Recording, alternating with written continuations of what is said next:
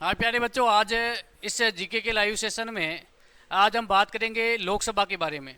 पिछली क्लास में हमने बात की थी राज्यसभा के बारे में। राज्यसभा के बारे में एक बार मैं वापस आपको रिवीजन करा देता हूँ राज्यसभा के बारे में। तो पिछली क्लास में हमने राज्यसभा के बारे में बात की, तो राज्यसभा के अन्य नाम याद कर लेना, अन्य नाम, ठीक है ना। राज्यसभा, राज्यसभा, तो राज्यसभा की संरचना का उल्लेख किसमें है? आर्टिकल 80 में, अनुच्छेद 80 में। अब आपने पिछला पेपर देखा है तो आपको पता है कि अनुच्छेद से प्रश्न पूछे जाते हैं, ठीक है ना।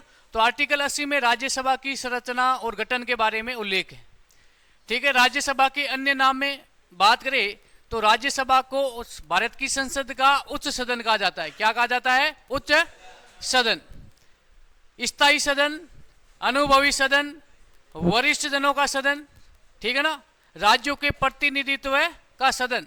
ये ध्यान रखना राज्यसभा के अन्य नाम है। प्रश्न पूछा जा सकता है कि भारत की संसद के किस सदन को उस सदन कहा जाता है? तो राज्यसभा को। राज्यसभा में सर्वाधिक सदस्य कितने हो सकते हैं? अधिकतम 250, लेकिन वर्तमान में कितने हैं? 245 सदस्य, ठीक है ना। वर्तमान में 245 सदस्य है। अब 245 में से निर्वाचित सदस्य कितने हैं? 233 सदस्य क्या है? निर्वाचित है। और मनोनीत सदस्य कितने हैं? 12। वर्तमान में राज्यसभा के सभापति कौन है? जगदीप धनखड़, ठीक है ना। राज्यसभा के सदस्यों का कार्यकाल कितना होता है? योग्यता में ध्यान रखना, न्यूनतम आयु याद कर लेना, बाकी सेम ही है, ठीक है ना। न्यूनतम आयु कितनी होनी चाहिए? 30 वर्ष, ठीक है ना। उसके बाद में बात करें, अब बात करेंगे आज इस क्लास में किसके बारे में? लोकसभा के बारे में। हेडिंग डालना लोकसभा।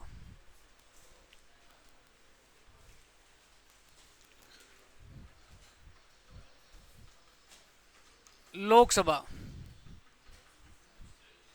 हेडिंग डालना लोकसभा। लोकसभा की संरचना या गठन के बारे में भारतीय संविधान के ध्यान रखना, अनुच्छेद 81, अनुच्छेद 81 में ध्यान रखना लोकसभा की संरचना का उल्लेख है,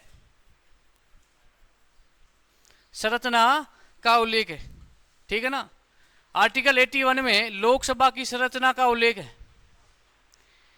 बात करें संविधान के भाग नंबर 5 में, ठीक है ना, भाग भी आपको याद रखना है। संविधान के भाग नंबर 5, भाग नंबर 5 में किसका उल्लेख है? लोकसभा का उल्लेख है, ठीक है ना। भाग नंबर 5। सीधा प्रश्न किस टाइप से आएगा?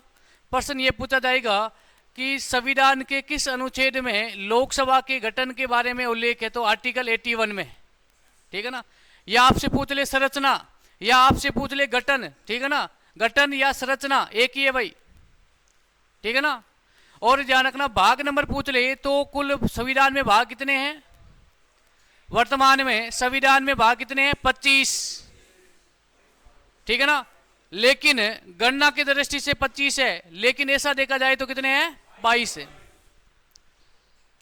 उसके बाद में बात करें तो लोकसभा के अन्य नाम, ठीक है ना। लोकसभा के अन्य नाम, ठीक है ना, या उपनाम। यहां से प्रश्न पूछे जा सकते हैं कि लोकसभा के अन्य नाम या उपनाम, ठीक है ना। चला लो उसकी स्टार्ट कर दो।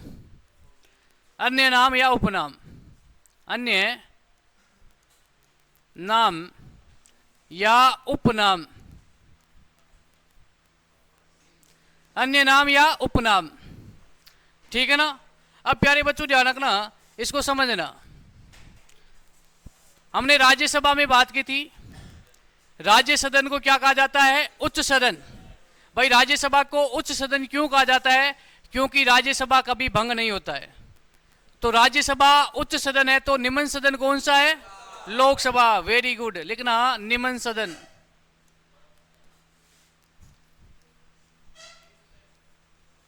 निम्न सदन, ठीक है ना। उसके बाद में बात करें 2 नंबर पे अस्थायी सदन, अस्थायी सदन, अस्थायी सदन, ठीक है ना। उसके बाद में बात करें लोकप्रिय सदन, लोकप्रिय प्रिय सदन, ठीक है ना। उसके बाद में 4 नंबर बात करें तो जनता का सदन, जनता का सदन, ठीक है ना। निम्न सदन, अस्थायी सदन, लोकप्रिय सदन, जनता का सदन, ठीक है ना। उसके बाद में बात करें तो भाई लिखना चाहो तो लिख देना, लेकिन ये 2 बातें आपको याद रखनी है। कितनी बातें? 2 बातें। निम्न सदन कहा जाता है, अस्थायी सदन कहा जाता है, ठीक है ना। और 5 नंबर यदि लिखना चाहो तो लिख देना प्रत्यक्ष निर्वाचन वाला सदन,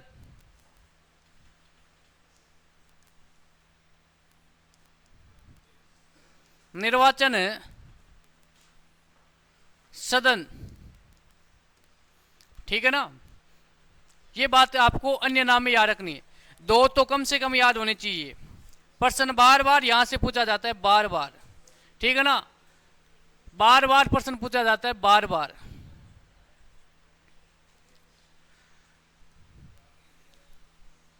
बार बार, ठीक है। ये 2 नाम तो याद होने चाहिए, ठीक है ना। और राज्यसभा में उच्च सदन याद कर लेना, उच्च सदन और स्थायी सदन, ठीक है ना। ये 2 नाम उसके याद होने चाहिए, और 2 नाम ही आप लोकसभा के नाम याद कर लेना, ठीक है ना। भाई राज्यसभा उच्च सदन है तो लोकसभा क्या है? निम्न सदन। प्रश्न किस टाइप से आएगा? प्रश्न भी मैं साथ में बता देता हूं कि निम्नलिखित में से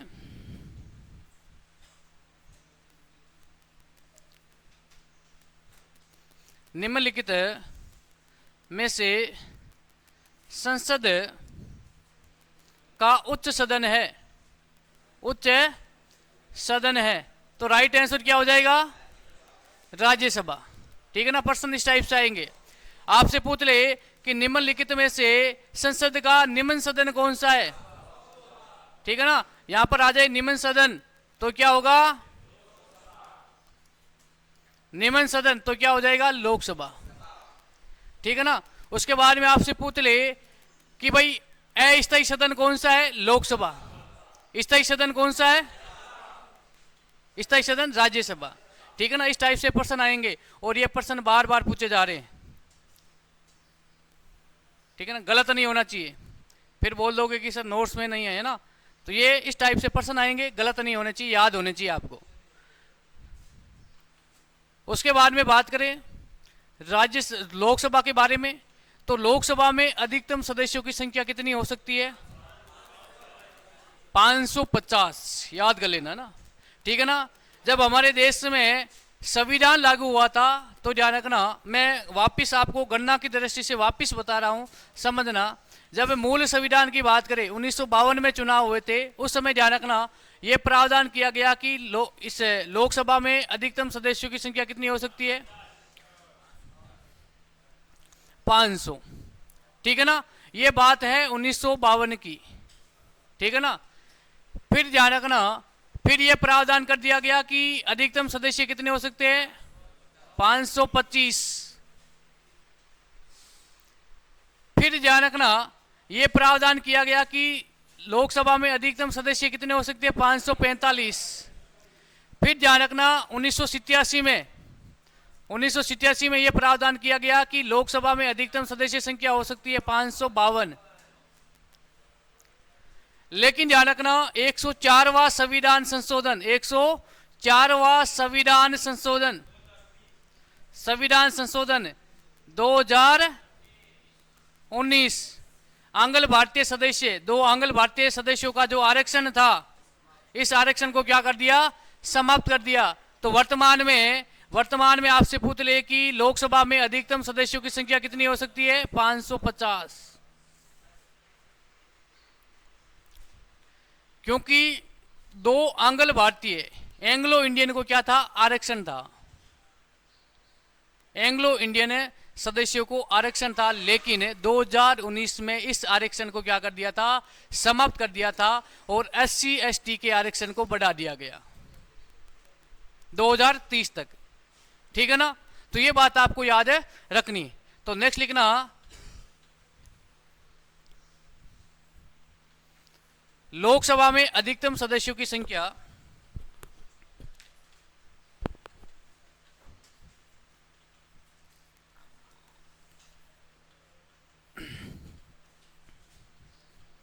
लोकसभा में अधिकतम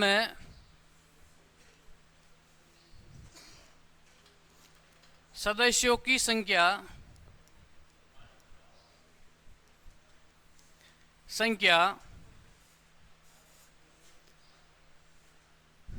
550 है ना, कितनी हो सकती है, 550। ध्यान रखना वर्तमान में कितनी है, लिखना वर्तमान में, है ना। अब इसमें 550 में भी इसको हम दो भागों में विभाजित करें, आपसे पूछ ले कि राज्यों से कितने होंगे, और आपसे पूछ ले कि भाई राज्यों से कितने होंगे, राज्यों से होंगे 530, और यूटी का मतलब है केंद्र शासित प्रदेश, केंद्र शासित प्रदेश से कितने हो सकते हैं, 20। लेकिन वर्तमान में बात करें तो वर्तमान में लोकसभा में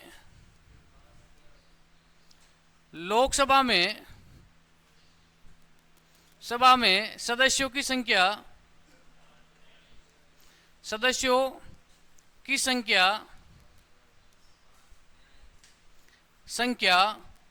कितनी है, 543 है।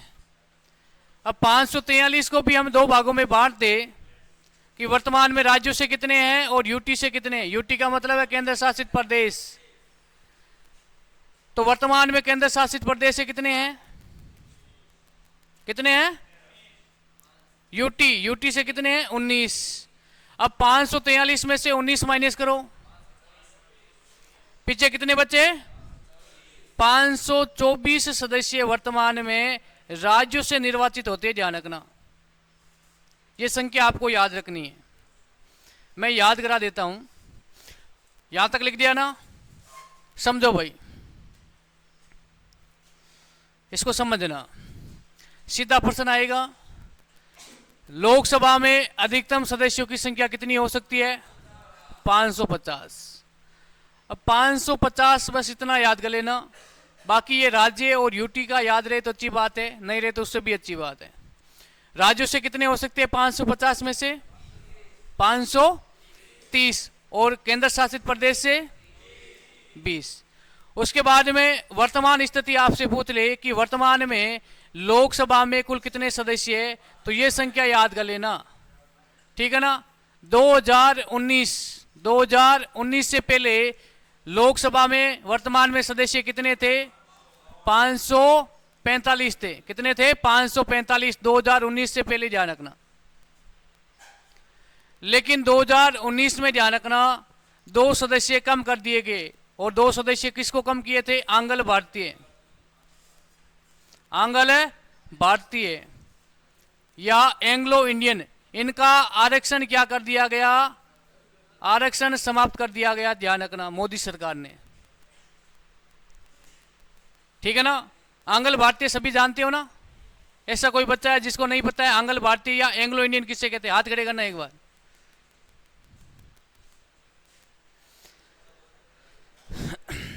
देखो मेरी बात सुनो, या तो एंग्लो इंडियन या आंग्ल भारतीय। नमस्कार, ठीक है ना। अब समझना, आंग्ल भारतीय किससे कहते हैं, ये एक बच्चा है, ठीक है ना, ये एक है बच्चा है,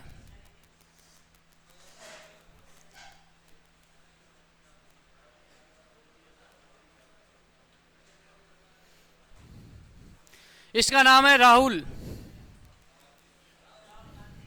है ना।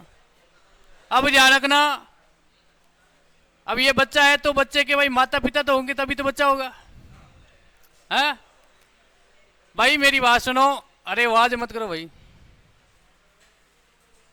आवाज नहीं आनी चाहिए, ठीक है ना। अब बच्चे के भाई माता पिता है तभी तो बच्चा होगा, है ना भाई। एक बच्चा पैदा करने के लिए एक पुरुष और महिला की आवश्यकता होती है। अब तो आज आधुनिक जमाना हो गया है, ठीक है ना, महिला से ही बच्चा हो सकता है सिर्फ, है ना। तो ध्यान रखना, अब है इसके एक तो है माता और एक क्या है पिता है, ठीक है ना। ये तो है माता और ये क्या है पिता, ठीक है ना। अब समझना, माता या पिता, किसी बच्चे के माता या पिता दोनों में से एक क्या हो, भारतीय हो, क्या हो, एक भारतीय हो और एक विदेशी है, क्या है, विदेशी। और उनकी उत्पन्न संतान क्या हो जाएगी, आंग्ल भारतीय। अब माता भी ध्यान रखना भारत की हो सकती है, पिता विदेशी हो सकता है। अब राहुल गांधी का उदाहरण मैंने इसलिए दिया था कि राहुल गांधी जी के पिता कौन थे, राजीव गांधी जी, और राहुल गांधी जी की माता का नाम क्या है, सोनिया गांधी। राहुल गांधी भारत के है या नहीं, सॉरी सोनिया, राजीव गांधी भारत के है या नहीं है, भारत के थे या नहीं थे, अरे भारत का नागरिक था नहीं था राजीव गांधी। सोनिया गांधी कहाँ की है, इटली की है या नहीं है। तो राहुल गांधी के पिताजी तो इंडियन है और माता विदेशी है या नहीं है, तो इनकी उत्पन्न संतान क्या हो गई है, आंग्ल भारतीय। समझ में आ गए ना भाई। आंग्ल भारतीय उसे कहते हैं जिसकी माता या पिता दोनों में से एक क्या होना चाहिए, भारतीय होना चाहिए और एक विदेशी होना चाहिए। और हमारी लोकसभा में आरक्षण था कि यदि लोकसभा के चुनाव में आंग्ल भारतीय सदस्य चुनाव जीत करके नहीं आते हैं तो 2 सदस्यों को राष्ट्रपति क्या करेगा, मनोनीत करेगा, ठीक है ना। लेकिन 2019 में इस राहुल गांधी से परेशान होकर के मोदी सरकार ने इस आरक्षण को समाप्त कर दिया है। राहुल गांधी तो भाई आंग्ल भारतीय नहीं है, सीधी बात है, क्योंकि खानदान इनके प्रधानमंत्री रहे हैं, है ना। नागरिकता इनके तो भाई हाथ का मेल है। कोई और नागरिक भारत आकर के नागरिकता ले तो टाइम लगता है। अब राजीव गांधी सोनिया गांधी से शादी करके आ जाते हैं तो इनको तो हाथों हाथ नागरिकता मिल गई है ना। कोई आम नागरिक कोई विदेशी लड़की से शादी करके भारत आ जाए तो कई वर्ष लग जाते हैं नागरिकता के लिए, ठीक है ना। तो ये बात है आंग्ल भारतीय। और आंग्ल भारतीय सदस्यों का आरक्षण कब समाप्त किया गया, 2019 में, प्रश्न पूछा जा सकता है, ठीक है ना, ठीक है ना। एक नोट लगा के लिखना, नोट,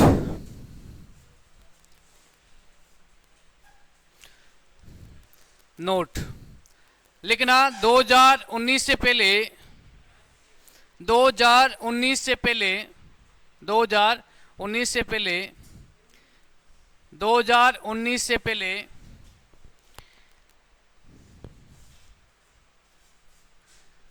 लोकसभा में सदस्यों की संख्या 545 थी,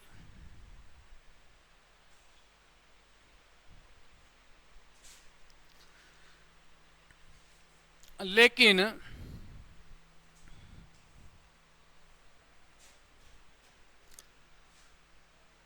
मोदी गवर्नमेंट या बीजेपी सरकार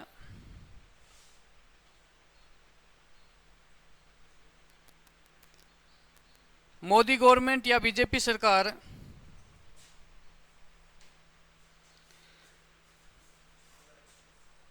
ने 104वां संविधान संशोधन, ठीक है ना, 104वां संविधान संशोधन, संविधान संशोधन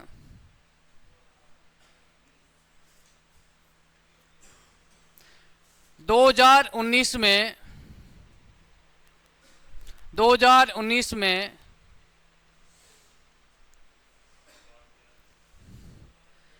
2019 में आंग्ल भारतीय 2 सदस्यों का आरक्षण है। आंग्ल भारतीय सदस्यों का आरक्षण कोष्टक में लिख देना 2। आंग्ल भारतीय या एंग्लो इंडियन एक ही है। आंग्ल भारतीय या एंग्लो इंडियन सदस्यों का आरक्षण आरक्षण आरक्षण समाप्त कर दिया। कोष्टक में लिख देना 2 सदस्यों को आरक्षण था। अब ज्यादा मैं डीप से बताऊंगा तो आप कंफ्यूज हो जाओगे, बस इतनी बात याद कर लेना। 75,000 जनसंख्या पर एक आंग्ल भारतीय सदस्य क्या करेगा? प्रतिनिधित्व करेगा। 75,000 है ना, 75 है ना, 75,000 आंग्ल भारतीयों की जनसंख्या, उसमें एक आंग्ल भारतीय सदस्य लोकसभा में उसका क्या करेगा? प्रतिनिधित्व करेगा। लेकिन भारत में प्रावधान था कि लोकसभा में कम से कम 2 आंग्ल भारतीय सदस्य होने चाहिए। यदि चुनाव जीत के आगे तो अच्छी बात है, नहीं तो राष्ट्रपति क्या करेगा? मनोनीत करेगा। मैं आपसे एक प्रश्न पूछ लेता हूं कि संविधान सभा में आंग्ल भारतीय सदस्यों का प्रतिनिधित्व किसने किया?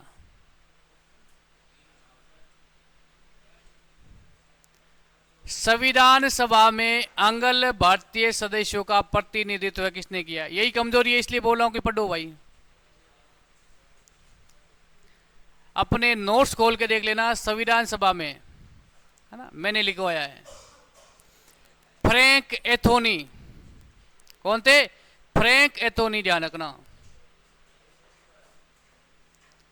फ्रैंक एंथोनी संविधान सभा में आंग्ल भारतीय सदस्यों का प्रतिनिधित्व करने वाले थे। ठीक है ना। आंग्ल भारतीय मैंने बता दिया है ना, या तो बच्चे की माता विदेशी होनी चाहिए या पिता, दोनों में से एक भारत का होना चाहिए और एक विदेशी होना चाहिए।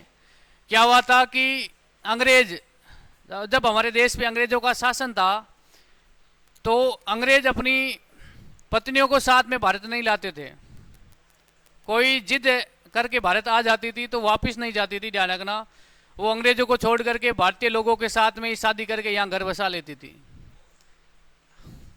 अब इसके पीछे तब क्यों मुझे नहीं क्या पता है ना भाई। तो किसी लड़की से शादी करेगा, क्यों करेगा वो तुझे पता होना चाहिए। तो इसलिए अंग्रेज अपने साथ में अपनी फैमिली को नहीं लाते थे। अरे एक महिला ने पूरे भारत का विभाजन करा दिया था, माउंटबेटन की पत्नी, ठीक है ना। नेहरू जी और जिन्ना की महिला मित्र थी, है ना। इसी कारण ये आज तनाव की स्थिति हो रही है भारत और पाकिस्तान के बीच में। माउंटबेटन जब भारत आते हैं, अंतिम अंग्रेज गवर्नर थे भारत के, तब उन्होंने स्पष्ट मना कर दिया कि भारत का विभाजन नहीं करेंगे। लेकिन नेहरू जी और जिन्ना, रियल बात बता रहा हूं ना आपको, इस पॉलिटिकल है ना, राजनीतिक से नफरत हो जाएगी। जो आप वास्तविक, आप जो राजनीतिक देश के राष्ट्र के हित में पढ़ोगे ना, तो ये हमारे देश के जो इतिहास में लिखा गया ना, सब बातें झूठी हैं। जिन्ना चाह रहे थे कि मैं भी राष्ट्रपति बनूं या प्रधानमंत्री बनूं, नेहरू जी भी चाह रहे थे। और इन दोनों की चक्रों के है ना, इन दोनों की चक्कर से ये हमारे देश का विभाजन हो गया है। रियल बात है। नहीं तो इंडिया विश्व की महाशक्ति था ना, क्योंकि अंग्रेजों ने इंडिया को रीढ़ की हड्डी में से तोड़ा है। अब ये पाकिस्तान है ना, अब क्या बोलूं पाकिस्तान को ना, नाम, रियल बात बता रहा हूं ना, नाम लेना ही बेकार है उसका। लेकिन अब की बार युद्ध की स्थिति थी, तनाव की स्थिति थी। ऐसी स्थिति में ध्यान रखना, हमने मौका गवा दिया। रियल बात तो ये, पाकिस्तान वाले तो खुशी मनाएंगे भाई, बच गए।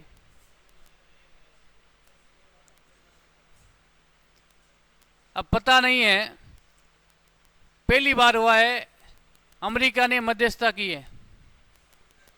अब यहां पर लोग इंदिरा गांधी जी की बारे में बातें करें कि इंदिरा गांधी जी ने अमेरिका की आंखों में आंख डाल करके पाकिस्तान का विभाजन करा दिया था। वो बात तो रियल है।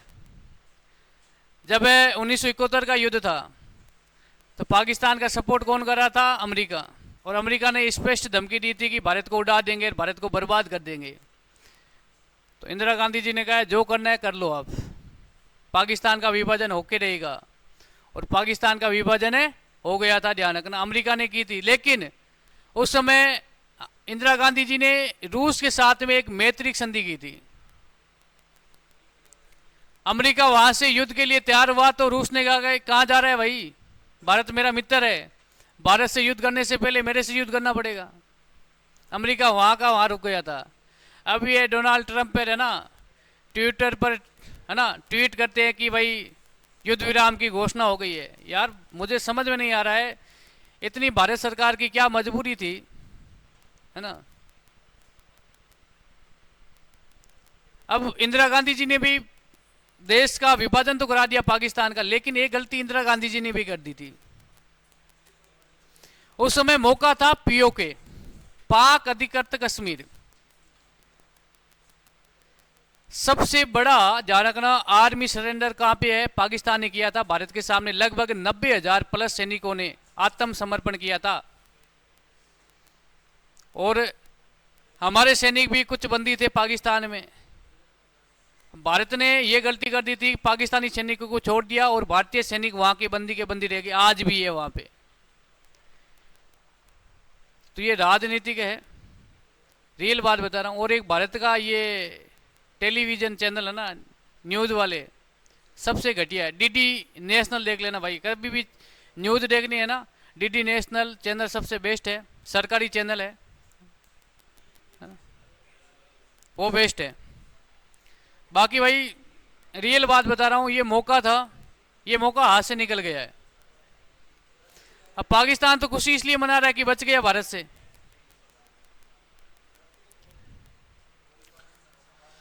ठीक है, उसके बाद में नेक्स्ट बात करें, इसमें पॉइंट दूसरा लिखना, पॉइंट दूसरा इसमें लिखना नोट में, अनुच्छेद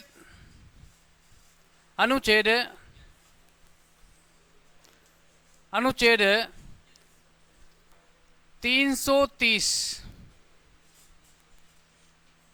में SC व ST को लोकसभा में आरक्षण, लोकसभा में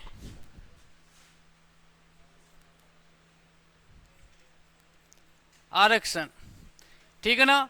वर्तमान में ध्यान रखना, ये आरक्षण 2030 तक बढ़ा दिया गया है, 2030 तक ये आरक्षण रहेगा, ये 2019 में बढ़ाया गया है, ठीक है ना। अब आपसे पूछ ले कि लोकसभा में वर्तमान में SC के कितने सदस्य हैं और ST के कितने हैं, ठीक है ना। SC के कितने सदस्य हैं, 84, और ST के कितने हैं, 47 सदस्य हैं वर्तमान में। SC का मतलब क्या है, अनुसूचित जाति, और ST का मतलब क्या है, अनुसूचित जनजाति, ठीक है ना। SC और ST दोनों बात याद कर लेना। अभी वर्तमान में लोकसभा में कितने सदस्य हैं, 543। अब इसमें ध्यान रखना 84 सदस्य तो है SC के, और 47 सदस्य किसके हैं, ST के, ध्यान रखना। ये संख्या फिक्स है, ठीक है ना। प्रश्न पूछा जा सकता है कि वर्तमान में लोकसभा में अनुसूचित जाति या SC के कितने सदस्य हैं, 84, ST के कितने हैं, और किस अनुच्छेद में आरक्षण का प्रावधान है, तो आर्टिकल देख देना 330। लेकिन ये संख्या याद कर लेना, लोकसभा में SC के कितने सदस्य हैं और ST के कितने हैं, ठीक है ना। अब नेक्स्ट बात करें लोकसभा के सदस्यों की योग्यता, सदस्य की योग्यता,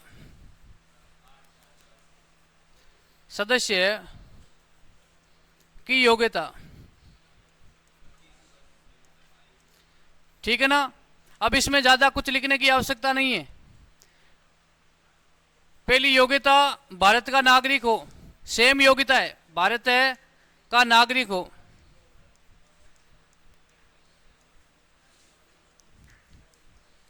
ठीक है ना। दूसरी योग्यता, ये सबसे महत्वपूर्ण है ना, न्यूनतम आयु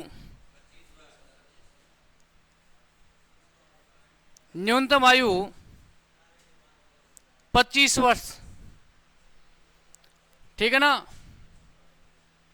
न्यूनतम आयु 25 वर्ष, ठीक है ना। पागल दिवालिया नहीं होना चाहिए, किसी भी लाभ के पद पर नहीं होना चाहिए। लेकिन सबसे महत्वपूर्ण है योग्यता क्या है, न्यूनतम आयु कितनी होनी चाहिए, 25 वर्ष, ठीक है ना। पहले लिख देना, पागल दिवालिया नहीं होना चाहिए।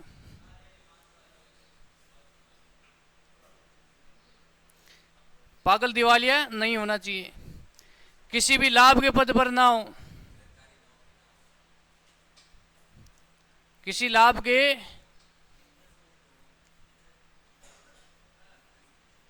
पद पर नहीं हो।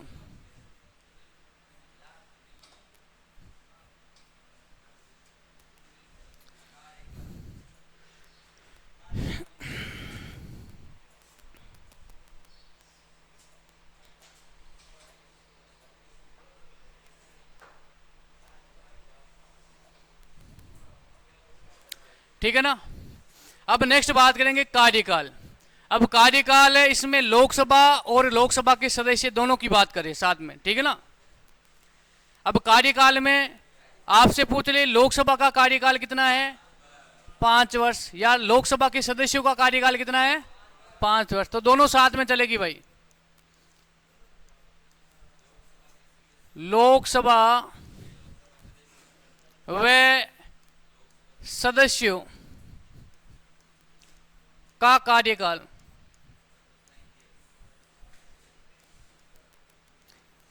कार्यकाल। अब देखो मेरी बात सुनो, अब कार्यकाल में दो स्थिति है। कितनी स्थिति है, दो। सामान्यतः लोकसभा की प्रथम बैठक से 5 वर्ष,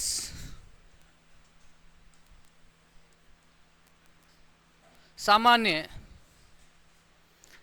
कार्यकाल कितना है, 5 वर्ष।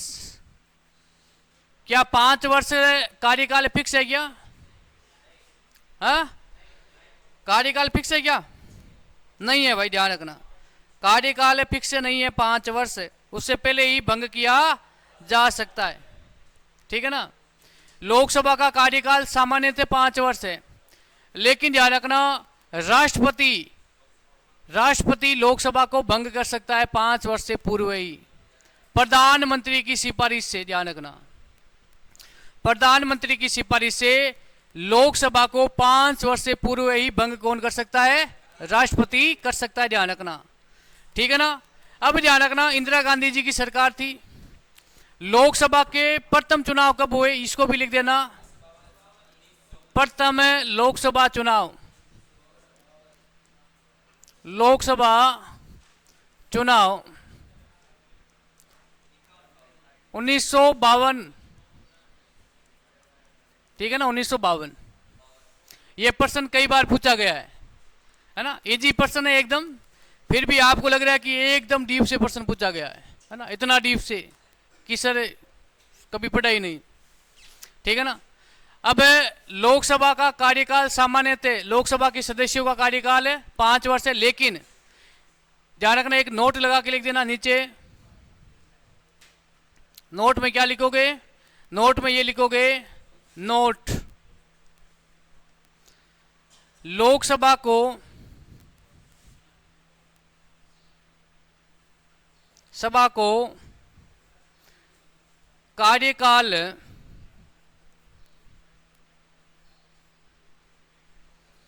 कार्यकाल पूर्ण होने से पूर्व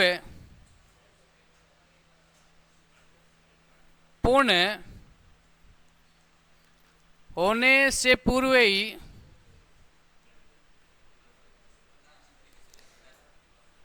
प्रधानमंत्री की सलाह से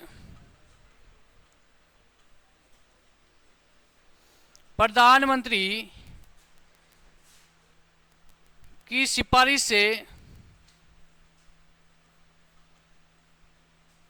या सलाह से राष्ट्रपति भंग कर सकता है, राष्ट्रपति लोकसभा को भंग कर सकता है, भंग कर सकता है।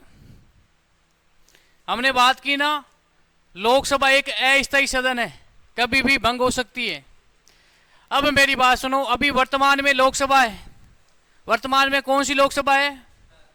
18वीं लोकसभा है, ठीक है ना। वर्तमान में 18वीं लोकसभा है। अब 18वीं लोकसभा का कार्यकाल है 2024 से लेकर के 2029 तक। कितना है? 2024 से लेकर के 2029 तक। कार्यकाल तो 5 वर्ष है, लेकिन प्रधानमंत्री नरेंद्र मोदी जी राष्ट्रपति को सिफारिश करके 2029 से पहले ही लोकसभा को क्या करा सकता है? भंग करा सकता है। या मान लो किसी की मतलब गठबंधन की सरकार है, किसी भी पार्टी को स्पष्ट बहुमत नहीं मिला है, तो ऐसी स्थिति में राष्ट्रपति क्या करेगा? लोकसभा को भंग करेगा और नई लोकसभा के क्या होंगे? चुनाव होंगे, ठीक है ना। यह हो गया है कार्यकाल, ठीक है ना। यहां तक कोई प्रॉब्लम है तो मुझे बता दो भाई, है क्या? नहीं है ना? Very good. अरे समझ में तो आ रहा है? आ रहा है ना? या ऐसा कोई बच्चा जिसको समझ में कुछ नहीं आ रहा है, कसम खा रखी है कि समझ में नहीं मुझे, है क्या कोई? है तो बता दो भाई, है ना। हाँ गुजर, आ रहा है समझ में?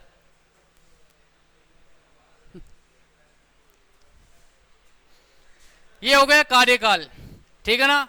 अब समझना, अब बात करेंगे कार्यकाल के बाद में शपथ, ठीक है ना।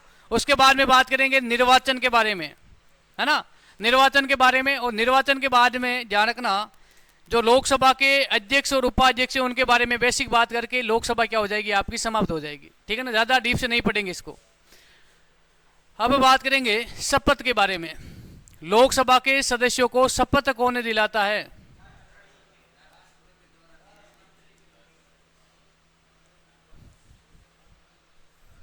शपथ, ध्यान रखना, लोकसभा के सदस्यों को शपथ दिलाएगा प्रोटेम स्पीकर, ठीक है ना। लोकसभा के सदस्यों को शपथ कौन दिलाएगा? प्रोटेम स्पीकर,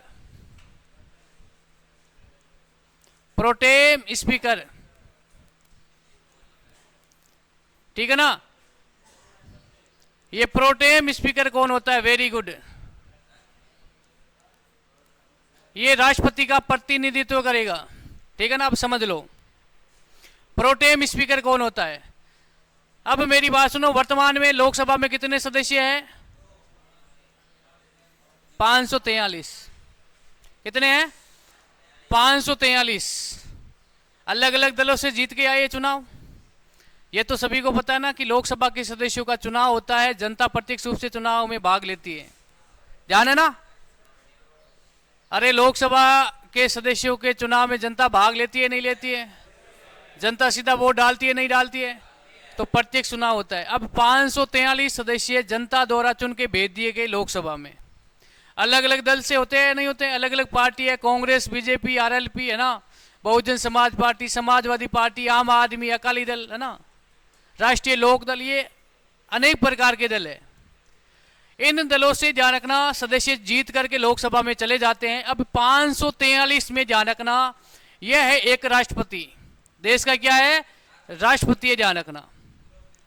अब 543 में से राष्ट्रपति के नजर में ऐसा व्यक्ति जिसके पास में लोकसभा के सदन का अनुभव अधिक हो, है ना, किसी भी पार्टी से हो सकता है भाई, लोकसभा में क्या हो? अनुभव अधिक हो। मान लो कि 543 में से कुछ सदस्य ऐसे भी है जो 10-10 बार लोकसभा के सदस्य बन गए हैं। कितनी बार है? 10-10 बार। तो राष्ट्रपति क्या करेगा? 543 में से एक व्यक्ति को क्या करेगा? प्रोटेम स्पीकर के रूप में नियुक्त करेगा। भाई 543 है, सभी को शपथ दिलाना, राष्ट्रपति के पास में इतना वक्त थोड़ी है। शपथ समारोह चलेगा 3-4 दिन तक, चलता है नहीं चलता है? अब की बार देख लेना लोकसभा के शपथ समारोह लाइव आप। तो राष्ट्रपति क्या करेगा? प्रधानमंत्री और मंत्रिपरिषद की नियुक्ति करके एक सदस्य की क्या करेगा? प्रोटेम स्पीकर की नियुक्ति करेगा 543 सदस्यों में से एक सदस्य को। और इस प्रोटेम स्पीकर का काम क्या होगा? लोकसभा के जो सदस्य है उनको क्या दिलानी? शपथ दिलानी, ठीक है ना। ये होता है प्रोटेम स्पीकर। और प्रोटेम स्पीकर का काम क्या है? लोकसभा के सदस्यों को शपथ दिलानी। और फिर ये पद क्या हो जाता है? स्वतः ही समाप्त हो जाएगा। शपथ काम हो गया, उसके बाद में ये पद क्या हो जाएगा? समाप्त हो जाएगा। तो लोकसभा के सदस्यों को शपथ कौन दिलाता है? Pro tem speaker. ऑप्शन में प्रोटेम स्पीकर नहीं है तो क्या करोगे? क्योंकि प्रोटेम स्पीकर किसका प्रतिनिधित्व कर रहा है? ठीक है ना। तो शपथ में लिखना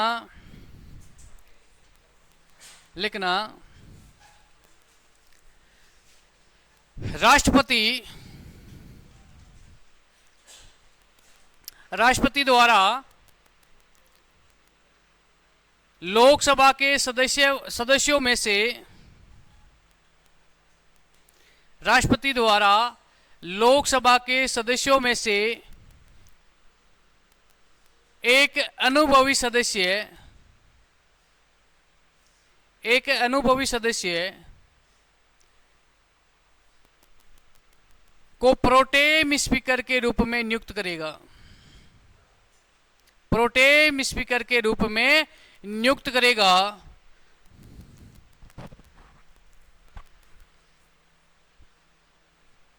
प्रोटेम स्पीकर है ना, लिख दिया ना। प्रोटेम स्पीकर का कार्य राष्ट्रपति द्वारा लोकसभा के सदस्यों में से एक सदस्य की प्रोटेम स्पीकर के रूप में नियुक्ति करेगा। और प्रोटेम स्पीकर का कार्य लोकसभा के सदस्यों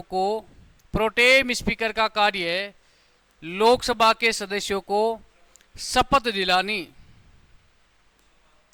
लोकसभा के सदस्यों को शपथ दिलानी।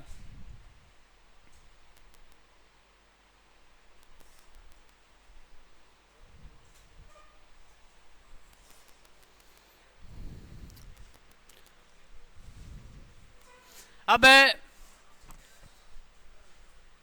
कल मैं पूछूंगा प्रश्न आपसे। सबसे नवीनतम वर्तमान में 18वीं लोकसभा है। कौन सी है? 18वीं लोकसभा। 18वीं लोकसभा के प्रोटेम स्पीकर कौन थे? ये प्रश्न मैं पूछूंगा कल, ठीक है ना। पहले क्यों बता रहे हो भाई? पुराने स्टूडेंट एक बार शांत रहना। मैं कल आपसे पूछूंगा कि प्रोटेम स्पीकर 18वीं लोकसभा के प्रोटेम स्पीकर कौन थे। इसके एक बीमार है क्या? ठीक है ना। ये हो गई है शपथ, कार्यकाल हो गया है, ठीक है ना। तो आज अब कल की क्लास में और बात करेंगे भाई लोकसभा के बारे में। 5 या 10 मिनट या 15 मिनट लास्ट है, ठीक है ना। लेकिन मैं कल प्रश्न पूछूंगा 18वीं लोकसभा के प्रोटेम स्पीकर कौन थे और प्रथम लोकसभा के प्रोटेम स्पीकर कौन थे। ये दोनों प्रश्न मैं कल पूछूंगा, ठीक है ना। तो याद करके आना। तो आज के लिए इतना ही। जय हिंद, जय भारत।